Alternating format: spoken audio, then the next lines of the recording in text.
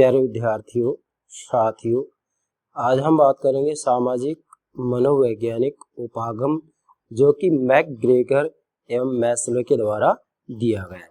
अर्थात आज का जो हमारा लेक्चर होगा वह संगठन के सिद्धांत के संदर्भ में सामाजिक मनोवैज्ञानिक उपागम जो कि डगलस, पूरा नाम है डगलस मैकग्रेगर एवं अब्राहम, पूरा नाम है अब्राहम मैस्लो के द्वारा दिया गया है। प्रत्येक प्रकार की प्रतियोगिता परीक्षा में किसी न किसी रूप में इसके संदर्भ में भाई 2-3 प्रश्न पूछे ही जाते हैं।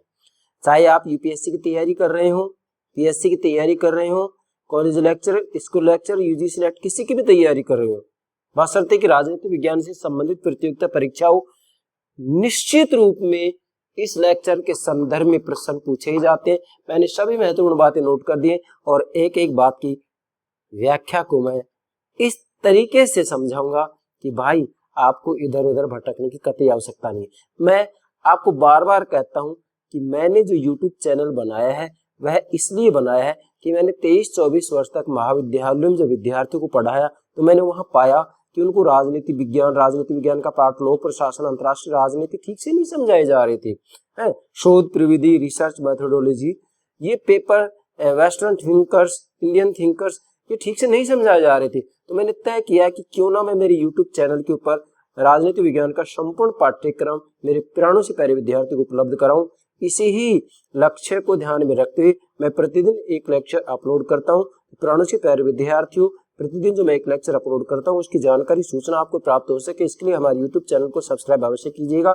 इसी के साथ में जो विद्यार्थी गुरु दक्षिणा के रूप में हमको सपोर्ट करना चाहें वो हमारे YouTube चैनल में थैंक्स के बटन को दबा करके जो भी आप सपोर्ट करना चाहें कर सकते हैं। यार okay, thank you very much.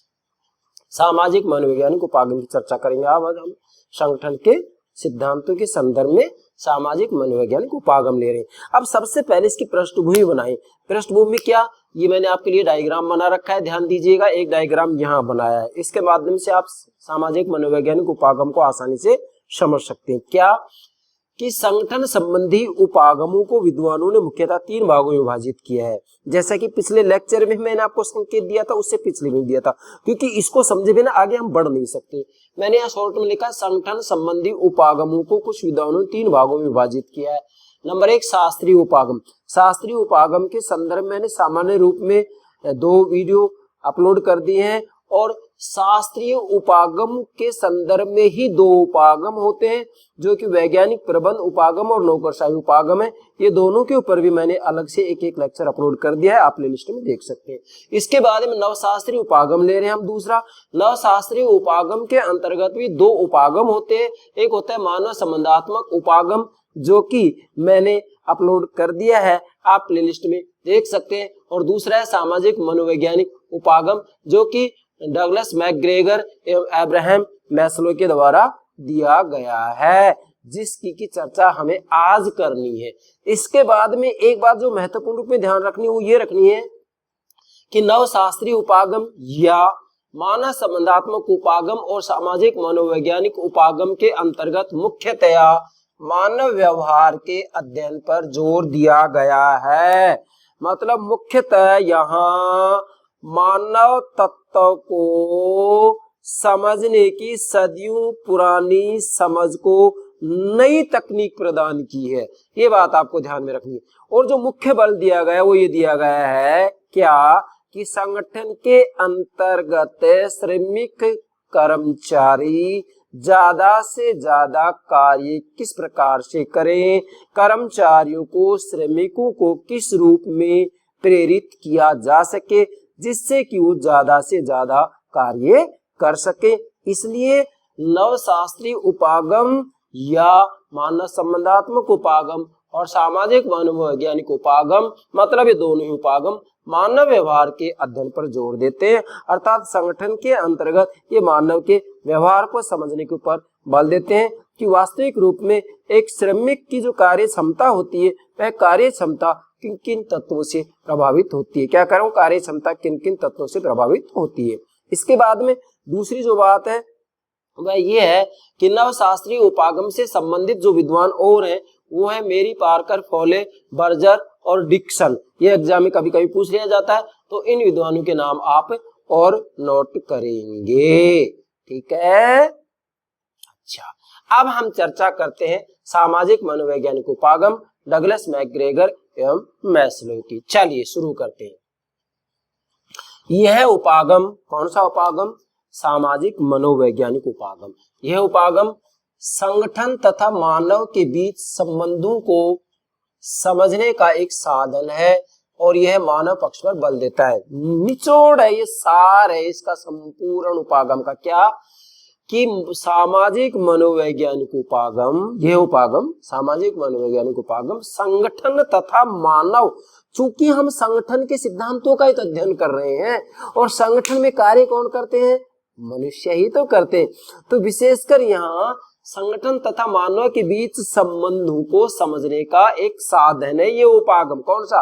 सामाजिक मनोवैज्ञानिक उपागम संगठन तथा मानव के बीच संबंधों को समझने का एक साधन है और यह जो उपागम है वो मानव पक्ष पर बल देता है, मानव के व्यवहार के अध्ययन पर जोर देता है। मुख्यतया इसका केंद्र बिंदु यही है, क्या? मानव पक्ष। अगली बात, अब इसको हम दो पार्ट में विभाजित कर रहे हैं। एक तो क्या है? अब्राहम मैस्लो और दूसरा क्या है? Douglas McGregor. चूंकि सामाजिक मनोवैज्ञानिक उपागम को देने वाले दो ही ये विद्वान महत्वपूर्ण है। कौन कौन है? अब्राहम मैस्लो, इनका पूरा नाम है अब्राहम मैस्लो और डगलस मैकग्रेगर। तो सबसे पहले हम मैस्लो को ले रहे हैं। किसको ले रहे हैं? अब्राहम मैस्लो को ले रहे हैं। तो ध्यान दें, अब्राहम मैस्लो ने 1943 में अपना एक लेख लिखा था। 1943 में अपना एक लेख लिखा था।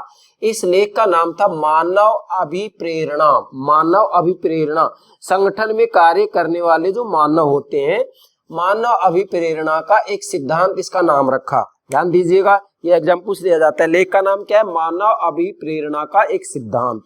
अब इस लेख के अंतर्गत क्या किया इन्होंने? इस लेख में अभिप्रेरणा के एक सिद्धांत की रूपरेखा प्रस्तुत की। मतलब इस लेख में मानव अभिप्रेरणा का एक सिद्धांत के अंतर्गत अब्राहम मैस्लो ने अभिप्रेरणा के एक सिद्धांत की रूपरेखा प्रस्तुत की थी कि भाई जो श्रमिक होता है उस श्रमिक को प्रेरित उसको प्रेरित किस प्रकार से किया जा सकता है, इसके पर अब्राहम मैस्लो ने विशेष बल दिया था, जैसा कि इस रेखा चित्र के माध्यम से आपको मैं समझाऊंगा। अब अगली बात है, उन्होंने, किसने? अब्राहम मैस्लो ने, उन्होंने संगठन तथा व्यक्तियों के बीच, मूल बात एक ही आ रही है, संगठन तथा व्यक्तियों के बीच, क्योंकि हम संगठन के सिद्धांतों का अध्ययन कर रहे हैं, संगठन तथा व्यक्तियों के बीच संबंधों का मानव आवश्यकताओं की दृष्टि से विश्लेषण किया। मतलब संगठन तथा व्यक्तियों के बीच में जो संबंध है, उन संबंधों का मानव की जो ये आवश्यकता है, मानव आवश्यकताओं की दृष्टि से इसका जो है विश्लेषण किया है। किसकी दृष्टि से? मानव आवश्यकताओं की दृष्टि से। मतलब सबसे पहले मनुष्य की निम्न आवश्यकताएं पूरी हो, उसके बाद मध्य आवश्यकताएं पूरी हो और उसके बाद में उच्च आवश्यकताएं पूरी हो। अगर क्रम से उसकी आवश्यकताओं की पूर्ति होती है तो डेफिनेटली वह व्यक्ति ठीक से कार्य करेगा, अन्यथा वह व्यक्ति संगठन में ठीक से अच्छे से कार्य नहीं करेगा, उसकी कार्य क्षमता बढ़ेगी नहीं बल्कि घटेगी। कैसे? जैसे मैंने यहाँ नोट किया है, अब्राहम मैस्लो का आवश्यकता सोपान प्रतिमान रेखा चित्र। फिर से बोल रहा हूं, अब्राहम मैस्लो का आवश्यकता सोपान प्रतिमान रेखा चित्र। मतलब इस रेखा चित्र से आप ये समझेंगे कि वास्तविक रूप में संगठन के अंतर्गत श्रमिक को किस प्रकार से प्रेरित किया जा सकता है, किस प्रकार से उसे ज्यादा से ज्यादा कार्य कराया जा सकता है, इस बात के ऊपर बल दिया गया।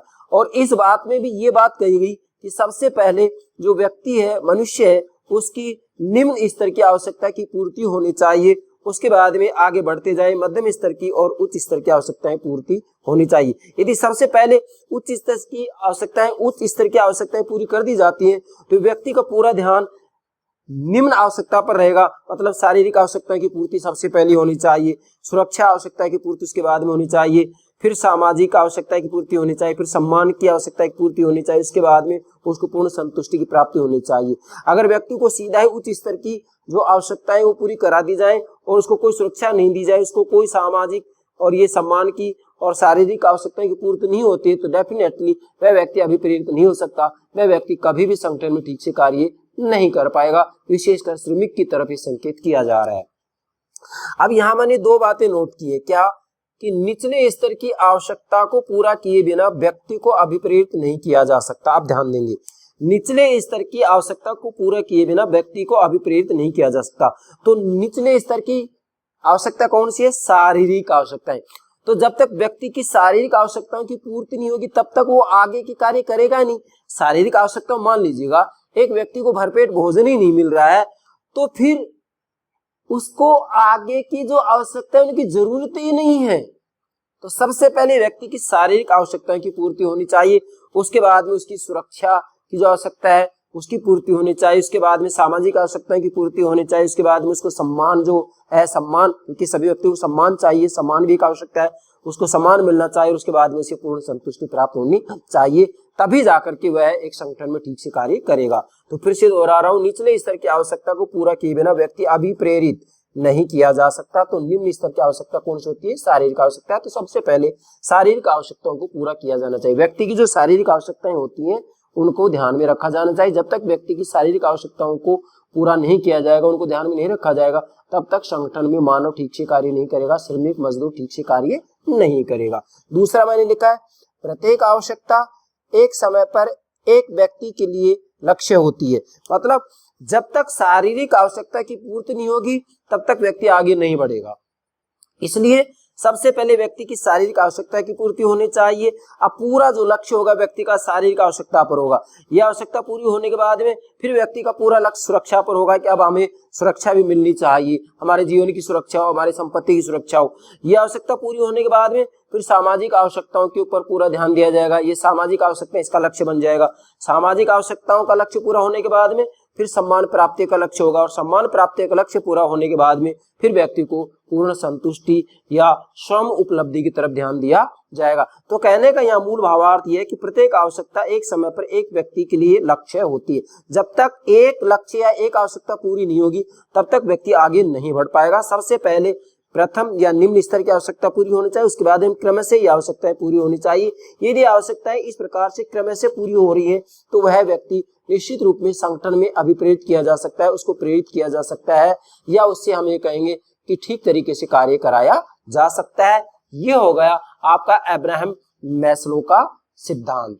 क्या? अब्राहम मैस्लो का सिद्धांत, अर्थात सामाजिक मनोवैज्ञानिक उपागम में जो प्रथम विद्वान है अब्राहम मैस्लो, वो ये आवश्यकता सोपान के माध्यम से इस बात को स्पष्ट कर रहे हैं कि संगठन के अंतर्गत मानव से किस तरीके से कार्य कराया जाए, उसे किस तरीके से अभिप्रेरित या प्रेरित किया जाए, उसको कैसे प्रेरणा दी जाए। तो प्रेरणा देने का सबसे अच्छा तरीका इन्होंने ये बताया है। इसको आप नोट कीजिएगा। कई बार कंपटीशन में ये पूछ लिया जाता है कि अब्राहम मैस्लो ने निम्न स्तर की निम्न में से कौन सी आवश्यकता बतलाइए, तो निम्न स्तर की आवश्यकता शारीरिक आवश्यकता है। या पूछ लेंगे अब्राहम मैस्लो ने अपने आवश्यकता सोपान के अंतर्गत उच्च स्तर की आवश्यकता कौन सी बतलाइए, तो आपका आंसर होगा संतुष्टि या स्वयं उपलब्धि। क्लियर? इसके संदर्भ में कितने ही प्रश्न बनते हैं जो कि आपसे एग्जाम पूछे जा सकते हैं। इसके बाद में दूसरा जो विद्वान है डगलस मैकग्रेगर को ले रहे हैं हम। दूसरा कौन है? Douglas McGregor. डगलस मैकग्रेगर ने यहाँ पर दो सिद्धांत दिए, एक्स सिद्धांत और वाई सिद्धांत। एक्स सिद्धांत और वाई सिद्धांत, इन दोनों को समझना अति आवश्यक है, ध्यान दीजिएगा। डगलस मैकग्रेगर एक व्यवहारवादी तथा मनोवैज्ञानिक है। क्या है ये? एक व्यवहारवादी तथा मनोवैज्ञानिक है। मतलब डेफिनेटली ये मानव के व्यवहार के अध्ययन के ऊपर मुख्य रूप में जोर देंगे। संगठन के अंतर्गत मानव के व्यवहार का विश्लेषण करेंगे ये। फिर अगली बात, मानव क्षमताओं पर विश्वास रखने वाले हैं। मतलब डगलस मैकग्रेगर संगठन के अंतर्गत मानव की क्षमताओं पर पूर्ण विश्वास रखने वाले हैं। और अगली बात यह है कि संगठन में कार्य लेने में असफलता का कारण संगठन तथा व्यक्ति की ओर देखने का परंपरागत दृष्टिकोण है। मतलब डगलस मैकग्रेगर का ये कहना है कि संगठन में कार्य लेने में असफलता, मतलब संगठन में यदि श्रमिक मजदूर ठीक से काम नहीं कर पा रहे हैं, कार्य करने में उनको असफलता मिल रही है, तो असफलता का कारण संगठन तथा व्यक्ति की ओर देखने का उनका परंपरागत दृष्टिकोण है। क्या है? उनका परंपरागत दृष्टिकोण है। इस कारण से वास्तविक रूप में संगठन में जो श्रमिक और मजदूर है वो सफल नहीं हो रहे हैं। तो ये इस दृष्टिकोण को बदलना चाह रहे हैं और नए दृष्टिकोण दे रहे हैं। फिर ये तो इसे एक्स सिद्धांत कहते हैं। मतलब संगठन तथा व्यक्ति को देखने का जो परंपरागत दृष्टिकोण था, इस परंपरागत दृष्टिकोण के स्थान पर इन्होंने नया दृष्टिकोण दिया है, और वह नया दृष्टिकोण ही एक्स सिद्धांत कहते हैं और दूसरा वाई सिद्धांत कहते हैं। तो सबसे पहले लेंगे हम, इसे एक्स सिद्धांत कहते हैं, इसे एक्स सिद्धांत कहते हैं। मतलब वास्तविक रूप में यहाँ संगठन तथा व्यक्ति को देखने का जो ये परंपरागत दृष्टिकोण है, वाकई इसे एक्स सिद्धांत कहते हैं। और इसके अनुसार नंबर 1, काम के प्रति स्वाभाविक अरुचि होती है। मतलब संगठन के अंतर्गत जो कार्मिक होता है, जो श्रमिक होता है, जो कर्मचारी होता है, वह काम के प्रति स्वाभाविक रूप में अरुचि रखता है, नापसंदगी रखता है, मतलब काम करके वो राजी नहीं होता है। ये परंपरागत दृष्टिकोण की बात आ रही है। बाकी आगे चल करके ये नया दृष्टिकोण दे दिया गया है फिर। और दूसरा क्या है, अरुचि के कारण बाध्य करने, नियंत्रित करने, निर्देशित करने तथा दंड की धमकी देने की आवश्यकता है। मतलब संगठन के अंतर्गत मानव की स्वाभाविक रूप में काम करने में अरुचि होती है। आप कोई भी संगठन देखिएगा, व्यक्ति काम करने में अरुचि होती है, काम से बचना चाहता है, वो नापसंदगी होती है, काम कम से कम करके राजी होता है। इसलिए काम के प्रति अरुचि होने के कारण उनको बाध्य करने, नियंत्रित करने, निर्देशित करने तथा दंड की धमकी देने की आवश्यकता होती है। तो ये वास्तविक रूप में एक प्रकार से संगठन तथा व्यक्ति को देखने का परंपरागत दृष्टिकोण है कि भी संगठन में काम करने वाले जो व्यक्ति होते हैं वो वास्तविक रूप में काम के प्रति अरुचि रखते हैं। और काम के प्रति अरुचि रखते हैं तो इस कारण उनको बाध्य करें, नियंत्रित करें, निर्देशित करें तथा उनको दंड की धमकी देने की आवश्यकता है। मतलब उनको जो है दंड देने की धमकी दी जाएगी, आप ठीक से काम नहीं करेंगे तो आपको पनिशमेंट दंड दिया जाएगा। अच्छा, इसके बाद में एक्स सिद्धांत मनुष्यों को सुस्त एक्स सिद्धांत ही है ये, मनुष्यों को सुस्त, कोई आकांक्षा न रखने वाला, परिवर्तन विरोधी, अरचनात्मक और झूठा मानता है। नोट कीजिएगा, एक्स सिद्धांत ही मनुष्यों को सुस्त, कोई आकांक्षा न रखने वाला, परिवर्तन विरोधी, अरचनात्मक और झूठा मानता है। ऐसी स्थिति में प्रबंध में 2 नीतियां अपना सकता है। संगठन में 2 नीतियां अपनाई जा सकती है। एक तो कठोर नीति के तहत क्या होगा, दबाव और धमकी दी जाएगी। और दूसरी शिथिल नीति के अंतर्गत वास्तविक रूप में संगठन के जो कर्मचारी होते हैं, श्रमिक होते हैं, उनको कुछ छूट दी जाएगी, रियायत दी जाएगी, शिथिलता दी जाएगी। और इसी के साथ में वहां समन्वय के ऊपर, तालमेल के ऊपर बल दिया जाएगा। और यह तालमेल वास्तविक रूप में संगठन और कर्मचारियों के बीच में किया जाएगा। संगठन और कर्मचारियों के बीच में जो है समन्वय, तालमेल किया जाएगा। ये 2 नीतियां हैं, कठोर नीति और शिथिल नीति। मतलब जब मनुष्य को सुस्त माना जा रहा है, कोई आकांक्षा न रखने वाला है, परिवर्तन विरोधी है, रचनात्मक और झूठा है, तो ऐसी स्थिति में प्रबंध में, मैनेजमेंट में 2 नीतियां अपनाई जा सकती है। एक कठोर नीति, दूसरी शिथिल नीति। कठोर नीति में दबाव और धमकी दी जाएगी उनको, श्रमिकों को, मजदूरों को। और शिथिल नीति के अंतर्गत उनको कुछ छूट दी जाएगी, रियायत दी जाएगी। और इसी के साथ में संगठन और कर्मचारियों के बीच में समन्वय या तालमेल बिठाने का प्रयास किया जाएगा, जिससे कि संगठन में कार्य कराया जा सके। अच्छा, इसके बाद में फिर एक्स सिद्धांत कह रहा है कुशलता एवं मितव्ययिता पर बल देता है। मतलब विशेषकर जो एक्स सिद्धांत है वह संगठन के अंतर्गत कुशलता एवं मितव्ययिता पर बल देता है, इसलिए यह निदेशन एवं नियंत्रण पर बल देता है। मतलब मुख्यतः यहाँ पर जो एक्स सिद्धांत है वह संगठन में कार्य कुशलता और मितव्ययिता पर बल देता है। मतलब ज्यादा से ज्यादा कार्य हो और कम से कम खर्चे पर हो। अगर ऐसा किया जाएगा तो इसके लिए क्या करना पड़ेगा, निदेशन एवं नियंत्रण पर बल देना होगा। इसीलिए यहाँ विशेषकर इस एक्स सिद्धांत में प्रबंध नीति के बारे में ही बतलाया गया है। क्या, प्रबंध नीति के बारे में ही बतलाया, मतलब मैनेजमेंट के ऊपर विशेष बल दिया गया एक्स सिद्धांत के अंतर्गत। इसलिए कहा जाता है कि यहाँ संगठन तथा व्यक्ति को देखने का जो नजरिया है परंपरागत दृष्टिकोण, और परंपरागत दृष्टिकोण जो होता है इसे ही एक्स सिद्धांत कहा गया। और एक्स सिद्धांत ये कहता है कि जो श्रमिक होता है, मजदूर होता है, उसके काम के प्रति स्वाभाविक रूप में अरुचि होती है। और काम के प्रति अरुचि होने के कारण उसे बाध्य करने, नियंत्रित करने, निर्देशित करने तथा दंड की धमकी देने की आवश्यकता होती है। इसी के साथ में मनुष्यों को इन्होंने सुस्त, कोई आकांक्षा न रखने वाला, परिवर्तन विरोधी, अरचनात्मक और झूठा बतलाया। और जब ऐसा बतलाया है तो ऐसी स्थिति में प्रबंध में, मैनेजमेंट में 2 नीतियों को अपनाया जा सकता है। 2 नीतियों में एक कठोर है, कठोर में दबाव और धमकी का प्रयोग किया जाएगा। और शिथिल नीति के अंतर्गत वास्तविक रूप में संगठन में काम करने वाले जो व्यक्ति होते हैं उनको कुछ छूट दी जाएगी, रियायतें दी जाएगी, शिथिलता दी जाएगी। और इसी के साथ में समन्वय अर्थात तालमेल के ऊपर बल दिया जाएगा। तालमेल किसमें होगा, संगठन और कर्मचारियों के बीच में होगा। और इसके बाद में जो एक्स सिद्धांत है वह कुशलता तथा मितव्ययिता पर विशेष बल देता है, इसलिए यह निदेशन एवं नियंत्रण पर बल देता है। और प्रबंध नीति के बारे में ये मुख्यतया बतलाता है। तो ये इसकी महत्वपूर्ण बातें होगी। तो एक तो होगा एक्स सिद्धांत, दूसरा है वाई सिद्धांत।